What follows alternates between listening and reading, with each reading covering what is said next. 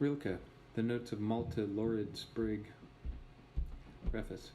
Rainier Maria Rilke was born in Prague in 1875 and died in 1926. He is widely considered the greatest German poet since the death of Goethe. His poetry is usually and plausibly divided into two periods. The first of these culminated in the two volumes of Nu Gedicht,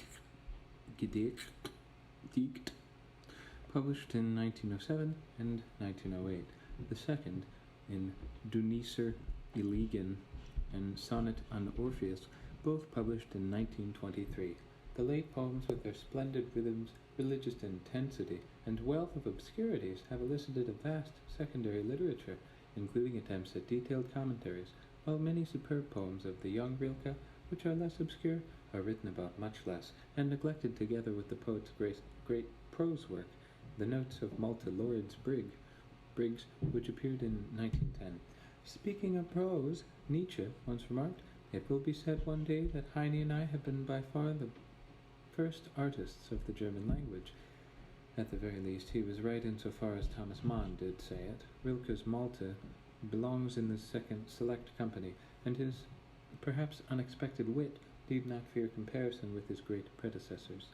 The following selections, newly translated, are included here not merely because Malte influenced Sartre's La Nausée, or because Heidegger has written a long essay on a poem Rilke wrote into one copy of the book, but because so many existentialist motifs are sounded in this work, above all, the quest for authentic existence, the scorn of the inauthentic, the problem how to meet death, and the experience of time which brings us nearer to death.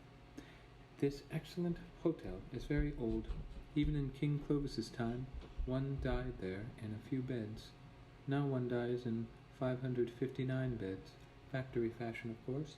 In view of this enormous production rate, the individual death is not so well executed, but that is beside the point. It is the quantity that counts. Who, today, would still give anything for a well-executed death? No one, even the rich, who could, after all, afford to die elaborately, are beginning to become negligent and indifferent. The wish to have a death of one's own is becoming rarer and rarer. A little while yet, and it will be as rare as a life of one's own. God, it's all there. One comes along, one finds a life, ready-made. One only has to put it on. One wants to go, or is forced to go. Well, no trouble at all. Voilà, votre mort, monsieur. One dies at random. One dies whatever death belongs to the disease one happens to have. For since one knows all diseases, one also knows that the different lethal conclusions belong to the diseases and not to the human beings. And the sick person, as it were, doesn't have anything to do. In hospitals, where people die so agreeably and with so much gratitude toward doctors and nurses, one dies a death prepared by the institution. They like it that way. If, however, one dies at home, one chooses, as a matter of course, the polite death of the better circles with which, so to say, the funeral first class and the whole sequence of its touching customs begin. In front of such a house the poor stand and stare to their heart's content. Their death, of course, is trite, without all fuss. They are well satisfied if they find one that fits approximately, no matter if it is too big. One always is apt to grow a little more, but if it does not close over the chest, or if it chokes, that is bad. How wrong I was when I wrote my drama. Was I an ape and a fool that I required a third person to tell of the fate of two human beings who made things hard for each other? How readily I fell into this trap, and certainly should have known that this third person who appears in every life and literature, this ghost of a third person who never existed, has no significance and must be denied. He is one of the pretexts of nature, who is always intent on diverting men's attention from her deepest mysteries. He is the screen behind which a drama takes place. He is the noise at the entrance to the voiceless silence of a real conflict. Perhaps everybody has found it too difficult to speak of the two who matter. The third person, precisely because he is so unreal, represents an easy task. Everybody knows how to cope with him. From the beginning of their dramas, one can notice their impatience to get to the third person. They can hardly wait for him. As soon as he appears, all is well. But how dull things are if he is late. Nothing can really happen without him. Everything stands, freezes, waits. Is it possible that, in spite of inventions and progress, in spite of culture, religion, and wisdom, one has remained at the surface of life? Is it possible that even this surface, which would at least have been something, has been covered with an incredibly dull material till it looks like salon furniture during the summer vacation? Is it possible that there are people who say God and suppose that this is something one can have in common? Just look at two school children. One of them buys a knife, and his neighbor buys one just like it on the very same day. And a week later they compare their two knives, and by now they are barely similar. So differently have they developed in different hands. Sure, says the mother of one boy, if you always get everything to look used right away. I see. Is it possible to believe that one can have a God without using him? I am, of course, imagining things when I now claim that even then I felt that something had come into my life, straight away into mine, with which I alone should have to go around, always, always.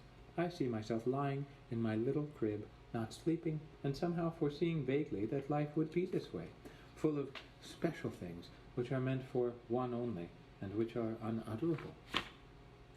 There is a creature that is completely harmless for your eyes. You scarcely notice it and forget it immediately, but as soon as invisibly it somehow gets into your ear, it develops there, and as it were, finally comes out of its cocoon, and there have been cases in which it penetrated to the brain and there spread devastation, somewhat like the pneumococci of the dog, which enter through the nose. This creature is the neighbor. Well, since I have started traveling around by myself, I have had innumerable neighbors, above and below, right and left, and sometimes all four kinds at once. I could simply write the history of my neighbors, and that would be a life's work, to be sure. It would really be the case history of the symptoms they caused in me, but this they had in common with all such creatures. They can only be inferred from the disturbances they create in certain tissues.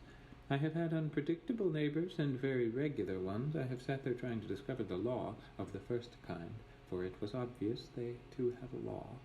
And then the punctual ones who would stay out late one night, I would picture to myself what might have happened to them, and I would keep on my light and worry like a young wife. I have had neighbors who were hating just then, and neighbors who loved violently. And I have even had the experience how the one feeling changed into the other in the middle of the night. And then, of course, there could be no question of sleep, and one could observe quite generally that sleep is by no means as frequent as is commonly supposed. My two neighbors in St. Petersburg, for example, did not care much for sleep. One of them would stand there playing the violin, and I am sure he was looking across to the over-awake houses which did not cease being lit up even in the most unlikely August nights. Of the other neighbor on the right, I know that he was lying down. Indeed, in my time he did not get up at all any more. He even had his eyes closed, but one could not claim that he was sleeping. He lay there and recited long poems by Pushkin and Nekrasov, in the tone of voice in which children recite poems when they are told to, and in spite of the music of my neighbor on the left, it was this man, with his poems, who spun himself into a cocoon in my head, and God knows what would have come out of it. Come out if the student who visited him from time to time had not one day opened the wrong door. He told me the story of his friend, and it turned out to be relatively soothing. At least it was a literal and unequivocal story, of which the worms of my conjectures perished. This petty official next door had got the notion one Sunday that he wanted to solve a curious problem. He supposed that he still had a long time to live, let us say another 50 years. His generosity toward himself put him into a buoyant frame of mind, but now he wanted to outdo himself. It occurred to him that these years could be changed into days, into hours, into minutes indeed, if only one had the endurance, into seconds, and he figured and attained to some the like of which he had never seen. He felt dizzy. He had to steady himself. Time is precious, he had always heard, and now he was surprised that a man who possessed such a lot of time should not be watched. How easily he could be robbed. But then his good, almost gay, mood returned.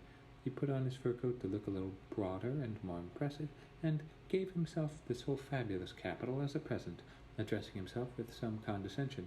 "Nikolai Kuzmich," he said benevolently, and imagined that He was also sitting on the horsehair sofa, without a fur coat, thin and wretched. "I hope, Nikolai Kuzmich," he said, "that your wealth won't go to your head. Remember that this is not the most important thing. There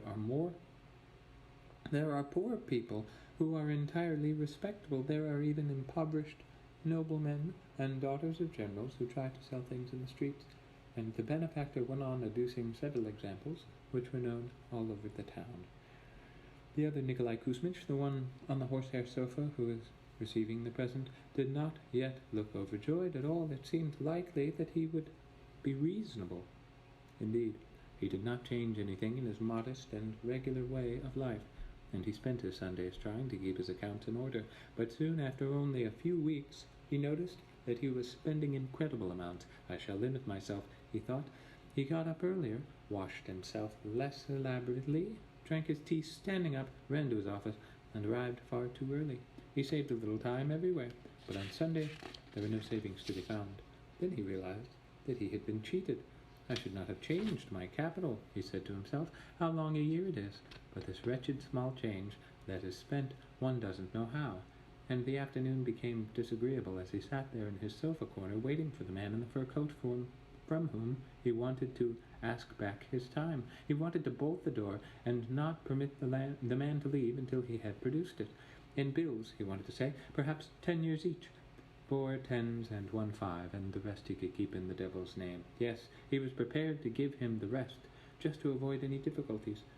Irritated, he sat there on his horsehair sofa and waited, but the man did not come, and he, Nikolai Kuzmich, who had been easily able a few weeks ago to picture himself sitting there, now that he was really sitting there, he could not picture the other Nikolai Kuzmich, the one in the fur coat, the generous one. Heaven knows what had become of him. Probably his friends had been noticed, and by now he was in prison somewhere. No doubt this man had not ruined him alone. Such swindlers always work on a large scale. It occurred to him that there must be some state institute, a kind of time bank, where he would be able to change at least some part of his shabby seconds. After all, they were genuine. He had never heard of such an institution, but in the address book one would certainly find something of the sort, under T, or perhaps it was called Bank for Time. It was easy to check under B2, possibly the letter I to be considered too, for it would presumably be an imperial institute in view of its importance. Later, Nikolai Kuzmich always insisted that on the Sunday afternoon he did not drink anything, though he felt, of course, depressed. So he was completely sober when the following events occurred, insofar as it is at all possible to say what happened. Perhaps he had dozed off a little in his corner. That might be well. This little nap relieved him a great deal. At first, I have allowed myself to become involved in figures, he said to himself. Well, I don't really know anything about figures, but it is obvious that they must not be conceded too much importance. After all, they are no more than an official device to keep things orderly. Has anybody ever seen one except on paper? At a party, for example, one could not possibly meet a 7 or a 25. There, they simply did not exist. And then there had been this little mix-up, merely owing to absent-mindedness, time and money, as if those two could not be kept apart. Nikolai Kuzmich almost laughed. It was a good thing if one caught up with oneself like this, and in time. That was the important thing. In time. Now everything would become different. Time, that was a touchy affair, no doubt. But did it concern him alone? Did it not affect others in the same way, which he had discovered, second by second, even if they did not know it? Nikolai Kuzmich even felt some delight at the expense of others. At the expense of the others. Let it. He just wanted to think when something strange happened. He felt a draft past his face, past his ears. He felt it on his hands. He stood aghast. The window was shut tight, and as he was sitting there with wide-open eyes in his dark room, he began to understand that what he felt now was time itself as it passed by. He literally recognized them, all these tiny seconds, one as tepid as the other, but fast, fast. Heaven knows where they were rushing.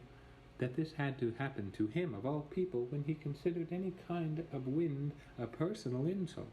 Now he would be sitting there, and the draft would continue his whole life long. He foresaw all the neuralgias he would get, and was besides himself with rage. He jumped up, but his surprises were not over yet. Under his feet, too, there was something like a motion. Not only one, several motions, wavering in strange confusion. He froze with terror. Could that be the earth? Certainly, this was the earth. After all, it moved. That had been mentioned in school, though it was passed over in a hurry, and later on they had tried to cover it up. It was not considered good taste to speak of it, but now that he had become sensitive, he could not help feeling this too. Whether other people felt it, perhaps, but they did not show it. Probably they did not mind it. The sailors, Nikolai Kuzmich, however, was unfortunately touchy precisely at this point. He even avoided trolley cars. He reeled around his room as if on deck, and had to hold on right and left. To make matters worse, he suddenly recalled something about the slanted axis of the earth. No, he could not stand all these motions. He felt wretched. Lie down and keep quiet, he had once read somewhere, and since then Nikolai Kuzmich had been lying. He lay there with his eyes closed, and there were times, less stormy days, as it were, when things were quite tolerable. And then he had thought of the poems. You would hardly believe how much that helped.